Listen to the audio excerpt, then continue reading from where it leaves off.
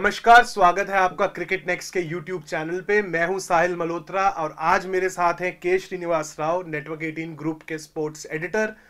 Australian team India पहुंच चुकी है। बॉर्डर गवास्कर ट्रॉफी कुछ ही दिनों में स्टार्ट होने वाली है। दोनों टीमों ने अभ्यास की तरफ अब रुख ले लिया है। बहुत इंपॉर्टेंट सीरीज है, बहुत कुछ एट स्टेक है। ऑस्ट्रेलिया ऑलरेडी अपना वर्ल्ड टेस्ट चैंपियनशिप का फाइनल बर्थ सिक्योर कर चुकी है। इंडिया के लिए बहुत कुछ लाइन के ऊपर है। पर इससे पहले हम इंडिया की बात करें, आई थिंक जरूरी है जानना कि किस तरीके का माइंडसेट लेकर ये ऑस्ट्रेलियन टीम इंडिया आई है।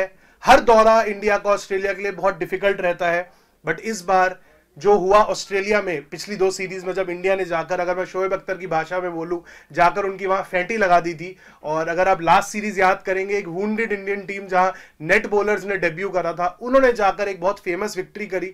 रोहित शर्मा, विराट कोहली जैसे प्लेयर्स के एब्सेंस के अंदर हम वो सीरीज जीत कर आए। वो वुंडेड ऑस्ट्रेलिया अब इंडिया आ चुकी है, अभ्यास कर रही है, बहुत सारी कॉफी लेकर आई है, बट वो जुनून जो जीतने का है, वो नेवर सीन लाइक बिफोर वाला एटीट्यूड लेकर ये ऑस्ट्रेलियन टीम आई है। ऐसा नहीं है ये पहली बार हुआ है। 2001 में भी पहले ऑस्ट्रेलिया इसी एटीट्यूड से आई थी, 2004 में भी, 2008 में भी। 2001 में उन्होंने हार का सामना किया और फाइनली 2004 में, जिसको हम फाइनल फ्रंटियर कहते थे, वो ब्रेक हुआ था। तो इससे पहले हम 2023 की बात करें, थोड़ा सा रिवाइंड करेंगे और के श्रीनिवास राव से पूछेंगे 2001 में क्या हुआ था। मैं तब 10 साल का क्रिकेट फैन था। के श्रीनिवास राव अपने क्रिकेट रिपोर्टिंग का जर्नी स्टार्ट कर रहे थे उस सीरीज के लिए। On all fronts it was a very special series for everyone, but a very special series for India. बहुत वेरी स्पेशल, मैं कहूँगा उससे स्पेशल सीरीज ही नहीं है। बहुत सीरीज आई हैं, बहुत सीरीज गई हैं।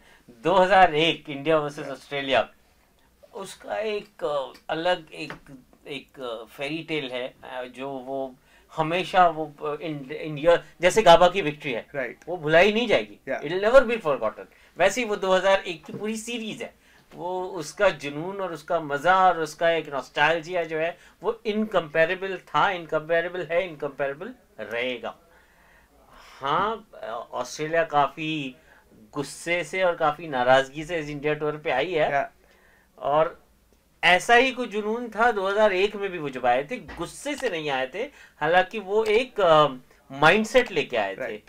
2001 में जो इंडिया था वो एक फाइनल फ्रंटियर था ऑस्ट्रेलिया की स्टीव वॉ की टीम के लिए, क्योंकि 15 टेस्ट लगातार जीतने के बाद वो यहाँ आ रहे थे। वो एक रिकॉर्ड जो है वेस्ट इंडीज का 10 साल का, एक डिकेड का रिकॉर्ड जो था, उस रिकॉर्ड को वो ब्रेक करने की कोशिश कर रहे थे, जो क्लाइव लॉयड की वेस्ट इंडीज की रिकॉर्ड थी। उस रिकॉर्ड को वो ब्रेक करने की कोशिश कर रहे थे, और उनका ये मानना था कि इंडिया को इंडिया में हराना उससे कोई बड़ी अकम्प्लिशमेंट नहीं हो सकती है एक टूरिंग टीम के लिए, और खास कर सब कॉन्टिनेंट के पर्सपेक्टिव से अगर आप देखें। और हमको तो याद है 90s की जो क्रिकेट होती थी इंडिया घर पे, जो अजरुद्दीन के अंडर में, अजरुद्दीन, अनिल कुंबले, फिर आप एक एंड से राजेश चौहान को लगा दो, वेंकट राजू को लगा दो, आप किसी को लगा दो, रिजल्ट वही आना है, राइट। सीरीज आफ्टर सीरीज वही क्रिकेट हमने देखा है। टेस्ट क्रिकेट की बात कर रहा हूं मैं। तो वो ध्यान में रख के ऑस्ट्रेलिया जो है वो आई इंडिया 2001 में, कहा कि ये है जो हमको अकम्प्लिश करना है। आप देखिए, ये ऑन फील्ड कुछ नहीं बदला, ऑफ द फील्ड भी कुछ नहीं बदला है। वो टाइम अभी मार्नस लबुशान जो है वो कॉफी पैक करा के ला रहे हैं। 2001 में शेन वॉर्न यहाँ पे आए थे, बिना ब्रेकफास्ट लिए आए थे, वो लेके नहीं आए थे, वो मिस कर रहे थे।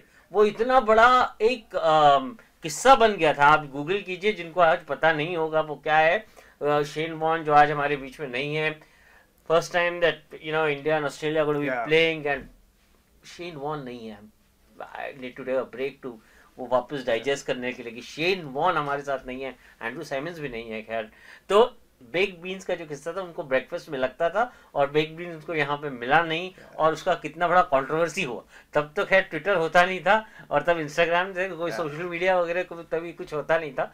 फिर भी वो इतना बड़ा किस्सा बना कि पूरी देश को पता चल गया कि शेन वॉर्न के ब्रेकफास्ट ढंग से नहीं हो रहा है। Tell you the story about baked beans. So everyone thinks all I lived on in India for 12 weeks of the tour was baked beans. False, incorrect. What happened? Remember in the early 90s and mid-90s, the tours used to go around 3 months, around 12 weeks. So we're getting to about the 9-week mark. We'd finished the test, about to play the one-days. The coach, Jeff Marsh, he sits down at breakfast and he opens a little tin of spaghetti and a little tin of baked beans. And we sort of sat there after having the spicy stuff for so long in India. We thought, oh, how good would just a tin of spaghetti or a tin of baked beans be on toast? So we said to Jeff Marsh, we said, look, we've still got 3 weeks to go. We've got the one-day series to go. Is it possible we could get some of these? And he said, well, I'll ring Cricket Australia. So the next day he tells us, we've spoken to Cricket Australia, they've organised it. They should be here in a couple of days. We go, yes, it's going to be so good. So we get to the docks where the baked beans and spaghetti have been delivered, and there's 3 tons of spaghetti and 3 tons of baked beans. And on the side of this big crate of where all of the baked beans and spaghetti is, just Shane Warne. That's all it's written on the side. Not for any other player, because there was a lot of players that wanted the spaghetti and baked beans, but they just had Shane Warne on both sides of these crates of 3 tons of each of spaghetti and beans. So we all helped ourselves to a few tins and we gave away the rest to all the people in India. And that's how the myth was born that I used to tour India and live on baked beans. अब लाबूशान coffee का पूरा बंदोबस्त no Srini, उस time पर 2001 के अंदर जैसे आप कह रहे हैं ऑस्ट्रेलिया एक इनविंसिबल टीम थी, हर जगह जीत रहे थे और स्टीव वॉ के अंडर जो एक ऑरा क्रिएट हो गया था, तो कहीं ना कहीं आप कहेंगे बहुत एक एरोगेंट माइंडसेट से आई थी ऑस्ट्रेलिया। और जिस तरीके से फर्स्ट टेस्ट के अंदर उन्होंने इंडिया को रन ओवर कर दिया, सेकंड टेस्ट के अंदर भी फॉलो ऑन करने के बाद we were probably on the mat before the series was going to end, but वो जिस तरीके का कमबैक हमने करा तो वो एरोगेंस चेक हुआ एक स्टीव वॉ की ऑस्ट्रेलिया का। एरोगेंस चेक पता नहीं, अगर उस तरीके से उसे देखा जाए, आप उस टीम को देखिए, डर लगता था यार उस टीम को देख के। माइकल स्लेटर थे, ठीक है, Michael Slater, Matthew Hayden, Ricky Ponting, जो कि उस समय पे already one of the top batsman बन चुके थे, और तेंदुलकर वर्सेस पॉन्टिंग वाली जो कन्वर्सेशन थी वो शुरू हो चुकी थी, राइट।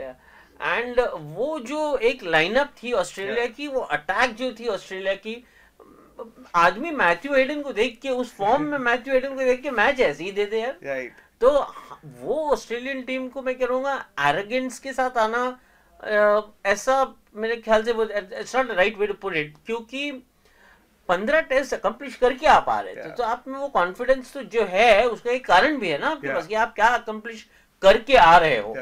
तो एरोगेंस में कह सकता हूं बिल्डअप हुआ मुंबई टेस्ट के बाद। मेरे ख्याल है जिस पेस में 3 दिन के अंदर उन्होंने इंडिया को डेसिमेट किया वानखेड़े स्टेडियम में 2001 में, उसके बाद हो सकता है थोड़ा एरोगेंस बिल्ड हुआ हो, क्योंकि ये टीम अब ऑस्ट्रेलिया में क्या खेलेगी। मैं आपको ना एक छोटा सा स्टोरी बता देता हूँ। मैं बड़ा ट्रेनी जर्नलिस्ट हुआ करता था, मैं अपनी करियर की जब शुरुआत कर रहा था, तो एडिटर जो थे मेरे, उन्होंने मुझे 30,000 रुपये दिए। 30,000 रुपये देके कहा कि बेटा जा टेस्ट मैच से सीरीज कवर कर, बॉम्बे में 10,000 खर्चा करना, कलकत्ता में 10,000 खर्चा करना, और अगर चेन्नई हम नहीं गए, मतलब चेन्नई के पहले अगर सीरीज डिसाइड हो गई तो 10,000 लगी चुपचाप मेरे पास दे देना। ठीक है, मैंने कहा ठीक है। मैंने ट्रेन की रिजर्वेशन कराई, मैं बॉम्बे आया, तब मैं बॉम्बे में नहीं रहता था, मैं मुंबई आया, फर्स्ट टेस्ट कवर किया, 3 दिन में टेस्ट मैच खत्म हो गई। मैंने कहा ये क्या हो गया, और वो टेस्ट इतना बड़ा था कि टेस्ट मैच के 1 दिन पहले डॉन ब्रैडमैन गुजर गए। डॉन ब्रैडमैन पास्ट अवे 1 दिन टेस्ट मैच के पहले। मुझे याद है first time ever as a journalist में स्टेडियम में एंटर किया और मैंने देखा सन्नाटा छाया हुआ है, सारे प्लेयर्स वगैरह, everybody is in a state of shock. And मैं क्या हुआ, लाइक डॉन ब्रैडमैन गुजर गए, like, and black arm bands पहन के क्रिकेटर्स ने वो टेस्ट मैच खेला, और खैर 3 दिन में मैच हम हार गए। मैं बड़ी मायूसी के साथ ऑस्ट्रेलिया गया, मैंने हुगली देखना है, हुगली के अलावा तो, और हाँ, मैं यहाँ से जाते वक्त मैंने डिसाइड करके चला गया कि अच्छा ये 3 दिन में हारे हैं, कॉन्फिडेंस तो जा ही चुकी है, वो क्या 3 दिन से ज़्यादा खेलेंगे, वो शायद 2.5 दिन में ही खत्म हो जाए। तो मैं एक काम करूँगा, तीसरे दिन का होने के बाद ना मैं दार्जिलिंग चला जाऊँगा, मैं दार्जिलिंग में मोमोज खाऊंगा और फिर मैं गरम गरम चाय पीऊंगा और फिर वहां से घर आ जाऊंगा और एडिटर को जाके 10,000 रुपए दे दूंगा वापस। राइट। मैं तीसरे दिन होटल के रूम से चेकआउट कर गया। तीसरे दिन होटल के रूम से चेकआउट कर गया, दूसरे जर्नलिस्ट के कमरे में सामान डाल दिया। मैंने कहा ये कौन सा, कल सुबह हम तो इंटेलिजेंट लोग, हम तो इंटेलिजेंट लोग हैं, हमने पैसे बचा लिए, हम पैसे अच्छी जगह खर्चा करेंगे, होटल के रूम में क्या फंसाना। फिर आया अगले दिन, उस दिन रात को मैंने होटल वाले से रिक्वेस्ट किया 1 दिन और दे दे कमरा, कल चेकआउट कर दूंगा। फिर चौथे दिन आया, मैंने कहा 1 दिन और, हाँ तो टेस्ट मैच देख के चला जाता। तो हालांकि मैंने सब कुछ प्लान किया था, दार्जिलिंग प्लान किया, टूरिज्म प्लान कर लिया, चेन्नई जाना प्लान नहीं किया था मैंने, बट वो प्लान में इंक्लूड करना पड़ा क्योंकि जो बिना रिजर्वेशन के 36 घंटे कोरोमंडल एक्सप्रेस में मार्च की समर में बिना रिजर्वेशन के बैठ के मुझे अभी से गर्मी लगने लग गई है। नो एक्चुअली वो जो टेस्ट मैच और जो सीरीज जितना मेरे को वेगली अब याद रहता है, अनिल कुंबले का इंजरी, हरभजन सिंह का रिटर्न, और जिस तरीके से हरभजन सिंह ने अपनी अथॉरिटी स्टैम्प करी उस सीरीज के अंदर, सौरव गांगुली, राहुल द्रविड़ की तो जितनी ज्यादा बात करी जाए उतनी कम ही लगेगी, क्योंकि वो एक इम्पैक्ट जो था टेस्ट क्रिकेट के ऊपर, जो फैब फोर का एक्चुअली आई थिंक अगर आप कहोगे कि वो सीमेंट हो गया फैब फोर का स्टेटस उस सीरीज के बाद, तो वो बहुत स्पेशल था इस लिहाज से इंडिया के लिए। मैंने हरभजन सिंह का इंटरव्यू किया था उस सीरीज के पहले, ठीक है, और जो एक वार्म अप मैच थी, वार्म अप मैच खेलने ऑस्ट्रेलिया नागपुर आई थी, बोर्ड प्रेसिडेंट 11 के अगेंस्ट में मैच था, और हरभजन सिंह मैच के पहले मुझे मिल गए, वीवीएस लक्ष्मण कप्तान थे उस टीम के, बोर्ड प्रेसिडेंट 11 के, और मैंने हरभजन सिंह से पूछा, मैंने कहा ये जो ऑस्ट्रेलियन टीम है इससे सबसे ज्यादा टफ बैट्समैन आपको कौन लग रहा है? रिकी पॉन्टिंग है, इसके तो पैर ही नहीं हिलते हैं। वो लाइक हरभजन सिंह कह रहा है कि इसके में पैर, मतलब पैर नहीं हिलते, मतलब उनका कहना मतलब था ये जब मैं डालूंगा ये पैर हिला नहीं पाएंगे अपने, राइट, वो मैं लॉक कर दूंगा इनको। और वही किया। आप देखिए हरभजन सिंह ने जो है रिकी पॉन्टिंग का उस सीरीज में क्या हासिल किया, बनी बना दिया। हालांकि that is no major to compare the great Ricky Ponting, वो बिल्कुल नहीं मैं कहना चाहता, बट उस सीरीज में हरभजन की जीत हुई। करेक्ट। सो उस सीरीज के बाद एक नींव रखी गई, इंडियन क्रिकेट के लिए एक बहुत बिलीफ आया स्क्वाड के अंदर, ओडीआई में भी टेस्ट के अंदर अच्छा करने लग गए, एक फ्रेश लीज ऑफ लाइफ आ गई, 2003 का वर्ल्ड कप का फाइनल खेले, और हो गया था कि जहां इंडिया जा रही है हर टूर्नामेंट का फाइनल खेल रही है, वो फॉर गिवन हो गया था। फाइनल की बात अब छोड़ देते हैं कि फाइनल्स में क्या हो रहा था, बट फाइनल तक we were the world beaters during that period. फिर श्रीनी 2004 की एक सीरीज आई, जब फाइनल की आप बात कर रहे हो तो नेटवेस्ट जीत के आए, माय करेक्शन, माय अपॉलॉजीज। 2003 के वर्ल्ड कप के बाद ऑस्ट्रेलिया से जब हमें करारी फैंटी लगी फाइनल के अंदर, फिर 2004 की सीरीज आई जब ऑस्ट्रेलिया दोबारा उस मिशन के साथ आई, और उस सीरीज के अंदर वो फ्रंटियर फाइनली ब्रेक हुआ, जिसकी ऑस्ट्रेलिया को बहुत टाइम से इंतजार थी, क्योंकि एक बहुत डिफिकल्ट जगह है इंडिया और सब कॉन्टिनेंट टॉर करना, और जिस तरीके का इंडिया का अटैक रहा है, जिस तरीके के बैट्समैन रहे हैं, आई थिंक उनके लिए नींद में भी यहाँ रन करना और विकेट लेना डिफिकल्ट नहीं है। तो 2004 की सीरीज का कुछ बताइए, क्योंकि कुछ प्लेजेंट और अनप्लेजेंट चीजें उस सीरीज में हुई, कुछ ऐसी पिचेस मिली जो मिलनी बिल्कुल ठीक नहीं थी, कुछ ऐसे बैकआउट्स हुए जो बिल्कुल ठीक नहीं थे।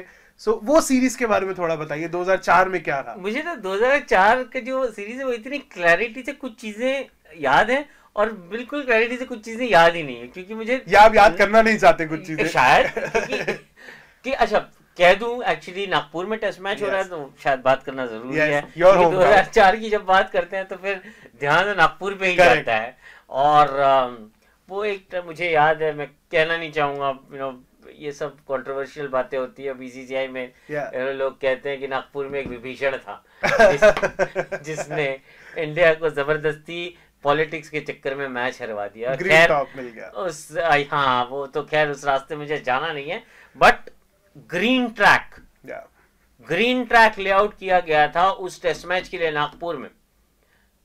कप्तान खेले नहीं, हमारे नाराज हो गए थे, इंजर भी हो गए थे शायद, खेले नहीं, और वो मैच इंडिया इतनी बुरी तरीके से हारी कि सीरीज वो फाइनल फ्रंटियर फाइनली हमको हारना पड़ा। हालांकि हमने सैल्वेज किया थोड़ा reputation by making up in the Wankhede test match, जो दिनेश कार्तिक का इनॉग्रल डेब्यू टेस्ट मैच था, और मुरली कार्तिक 7 विकेट्स, एक इनिंग्स में 4 विकेट, दूसरे में 3 विकेट, 7 विकेट का हॉल लिया, और रैंक टर्नर था वो, और हमने वो सैल्वेज किया सीरीज, बट सीरीज हम हार गए, फाइनल 20 में हम हार गए। हालांकि बात इंपॉर्टेंट बात यह है कि जब ऑस्ट्रेलिया यहाँ आई थी 2001 में, जब आई थी वो एक इंटेंशन के साथ आई थी, 2003-4 में जब वो वापस आए, वापस उस नाराजगी के साथ आए वो कि final frontier they could not win.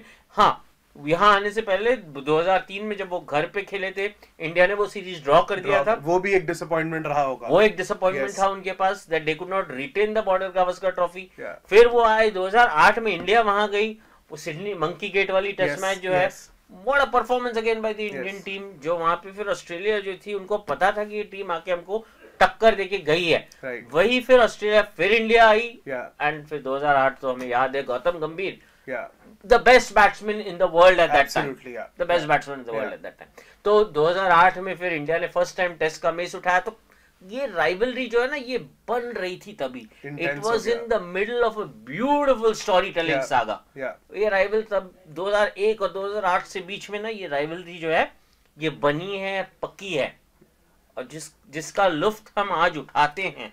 Srini 2001 से 8 के पीरियड की अगर मैं बात करूं, उस पीरियड के अंदर हम सबको पता था ऑस्ट्रेलिया क्या करती है, कैसी टीम है, अक्रॉस द वर्ल्ड उन्होंने जहां गए हैं वहां डोमिनेट करा है। But do you think the rise of Indian cricket during that period probably put extra pressure on Australia, क्योंकि उन्हें पता था कि एशेस का प्रेशर एक रहता है, बट एक इंडिया ऑस्ट्रेलिया सीरीज का हाइप इतना बन गया था कि एक इंडिया पाकिस्तान सीरीज लोगों ने मिस करनी बंद कर दी थी। इंटेंसिटी इतना था, ऑफ फील्ड ड्रामा इतना होता था, मैच शुरू होने से पहले ही चिटर चैटर शुरू हो जाता था। अभी आईपीएल के बाद आई थिंक माहौल बहुत ठंडा है, अभी तक सीरीज शुरू होने से पहले सिर्फ कॉफी की बात हुई, और वो भी ऐसा जैसे बवाल नहीं बना अभी तक कि कॉफी आई है यहाँ पर। आई थिंक वो पर्सनल चॉइस को कह के सिर्फ इंस्टाग्राम पे रील्स बन रही है, बट अभी थोड़ा फ्रेंडलीनेस बढ़ गया है। पर वो 2001 से 8 का जो पीरियड था, राइज ऑफ इंडियन क्रिकेट, वो थोड़ा कहीं हजम नहीं हुआ ऑस्ट्रेलिया को। देखिए आप इसमें एक बड़ी अहम चीज है, 2008 में आईपीएल आ गया। जब आईपीएल आ गया तो रोहित शर्मा और एडम गिलक्रिस्ट एक ही ड्रेसिंग रूम में थे, माइक हसी और महेंद्र सिंह धोनी एक ड्रेसिंग रूम में थे, विराट कोहली और कोई एक ऑस्ट्रेलिया शेन वॉटसन को देख लिया वो एक ड्रेसिंग रूम में थे, सचिन तेंदुलकर और रिकी पॉल्टिंग एक समय एक कुछ टाइम के लिए एंड्रू साइमंस और हरभजन सिंह एक ड्रेसिंग रूम में थे। हरभजन सिंह एक ड्रेसिंग रूम में थे। तो आपको और हमको सबको पता है कि आईपीएल ने क्या कर दिया। वो एक जो एक दुश्मनी थी उसको दोस्ती में एक तरीके से हमेशा के लिए बदल दिया। बट अगर 2001 से हम बात करना शुरू करें, 2008 भी नहीं एक्चुअली, आप थोड़ा उससे पहले चलते हैं लेट 90s में। लेट 90s से जब एक अपना मार्क टेलर के कैप्टनसी के अंदर एक नई ऑस्ट्रेलियन रिसर्जेंस जो है वो हमने नोटिस करना, विटनेस करना जब एक्सपीरियंस शुरू किया, तब आप देखें एक that was the beginning of the Australian way, जो एक कैरेबियन थंडर, कैरेबियन कैलिप्सो हम देखते हैं एग्जैक्टली का। Now it became... जो वो मूवी है कैरेबियन की जो मैं नाम भूल रहा हूँ उसका, बट फायर इन बैबलॉन, वो बताती है कि वेस्ट इंडियंस ने अपने क्रिकेट में टर्न अराउंड कैसे लाया लेट 70 से लेके 80s के दशक के एंड तक, राइट। तो वही हम लेट 90s में ऑस्ट्रेलियन क्रिकेट में देखना शुरू किए थे, जो 2001 तक वो एक बन के तैयार हो चुकी थी, the Australian way of playing cricket. Ricky Ponting अपने दोनों हाथों पे धूपते थे, हाथ रखते थे, how much, how you, Steve बॉ की च्युइंगम नहीं निकलती थी। तो वो एक अलग ऑस्ट्रेलियन टीम थी। हालांकि उसमें मजा देखिए, जो इंडियन टीम थी वो ऑस्ट्रेलिया बनना चाहती थी, राइट। इंडिया हर ऐसा काम करना चाहती थी जो ऑस्ट्रेलिया कर रही है। इंडिया जो है they wanted to chew gum like Australia. वो उन्हें अपने कैप में प्राइड होने लगा। वो बैगी ग्रीन जो स्टीव वॉ जो है वो फटे तक हालत में पहनते थे, और मुझे याद है कि सचिन तेंदुलकर ने इंडिया का फ्लैग लगाया हेलमेट पे, वो उसको कितने मायने देते थे उस एंड ये बहुत सारी चीजें जो है ये धीरे धीरे जो है India began adapting. India wanted to be like Australia. हम उनकी तरह बनना चाहते हैं। खैर बनते एक फाइनल प्रोडक्ट हमने विराट कोहली को तैयार कर दिया। ऑस्ट्रेलिया अब बोलती है यार ये कहीं हम ही तो थे 20 साल पहले। जो विराट कोहली आज ऑस्ट्रेलिया बोलती है कि हम तो इतने भी नहीं थे, मतलब तो विराट तो अलग ही लेवल पे लेके चला गया।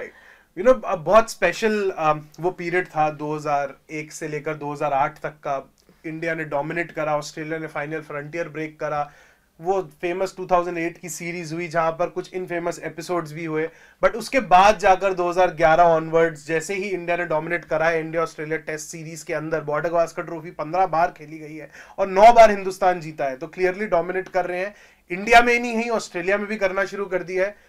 बात करेंगे उसके बारे में भी कि second half of this border Gavaskar rivalry के अंदर क्या रहा। आप जुड़े रहिए cricketnext.com के साथ, हमारे YouTube चैनल के ऊपर। मैं और श्रीनिवास राव आपके साथ फिर जुड़ेंगे, फिर बात करेंगे लास्ट 2 सीरीज की, जहां पर इंडिया ने ऑस्ट्रेलिया में जाकर, एक यंग इंडिया ने, विराट कोहली के अंडर एक इंडिया ने, एक ऐसी इंडियन टीम ने जिसकी टेस्ट सीरीज के बीच में MS धोनी ने कप्तानी विराट कोहली को सौंपी थी, उस टीम ने कैसे चैलेंज करा, 4th इनिंग्स में 300 प्लस चेस करने का जिगरा दिखाया और कैसे एक नई वेव ऑफ डोमिनेंस शुरू करी टेस्ट क्रिकेट के अंदर। Keep subscribing to our YouTube channel for all the updates from the world of cricket. हम ऐसी ही स्टोरीज के साथ आपके साथ फिर जुड़ेंगे। Thank you.